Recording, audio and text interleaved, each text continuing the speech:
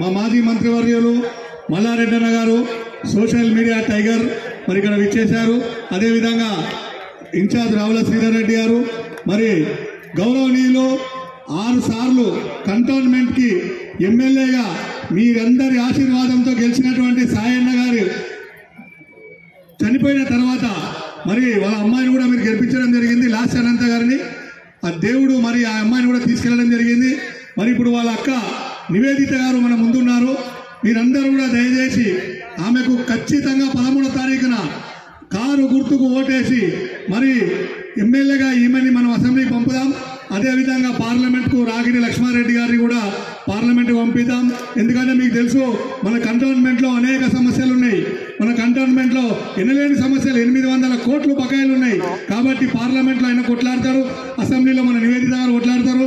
అదేవిధంగా మీరందరూ కూడా 13వ తారీఖు మహిళలు పెద్ద ఎత్తున వెళ్ళి మరి ఎందుకంటే మొన్న చనిపోయిన అమ్మాయి, చిన్న అమ్మాయి ఆమె లాస్యానందిత మరి 2 నెలలనే గెలిచిన 2 నెలలనే యాక్సిడెంట్ అయిపోయి చనిపోయింది. మరి ఆ దేవుని దగ్గరికి వెళ్ళింది. కాబట్టి మీరందరూ కూడా ఆమెని జ్ఞాపకం చేసుకుంటూ, సాయన్న గారిని జ్ఞాపకం చేసుకుంటూ, ఆయన చేసినటువంటి కంటోన్మెంట్ అభివృద్ధిని మీ అందరూ కూడా జ్ఞాపకం చేసుకుంటూ మరి నివేదిత గారిని భారీ మెజారిటీతో గెలిపిస్తారని చెప్పి అందరికీ కూడా ప్రార్థన చేసుకుంటున్నాను. జై తెలంగాణ. ధన్యవాదాలు టిఎన్ శ్రీనివాస్ గారికి. మరి అలాగే గట్టిగా చెప్పట్లమ్మా.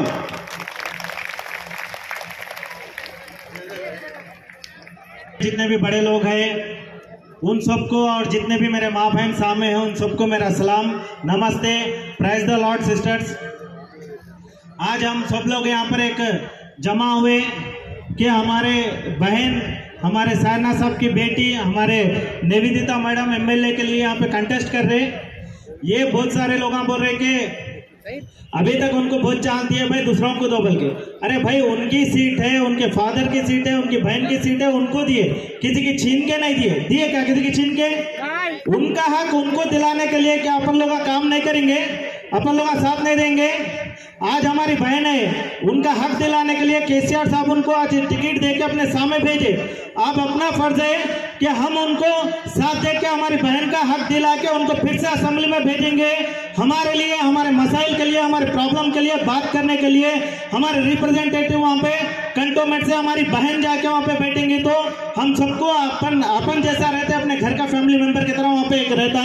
तो आप सबसे यही गुजारिश है कि आप सब लोग मिलके एक बार सोचिए, अपने बहन को जिताने की कोशिश की है। बाकी के जितने भी हैं अपन किसी को मिल भी नहीं सकते। आज अपनी बहन है, आप कहे मेरे बहनों से आप जाके गले मिले, क्या आप दूसरों से किसी से जाके अपॉइंटमेंट भी नहीं मिलता? तो वैसे कैंडिडेट को लाएंगे अपन या अपने को फोटो में दिखने वाले को लाएंगे? किसको जिताएंगे अपन? ఎవరికి గెలిపిద్దాం?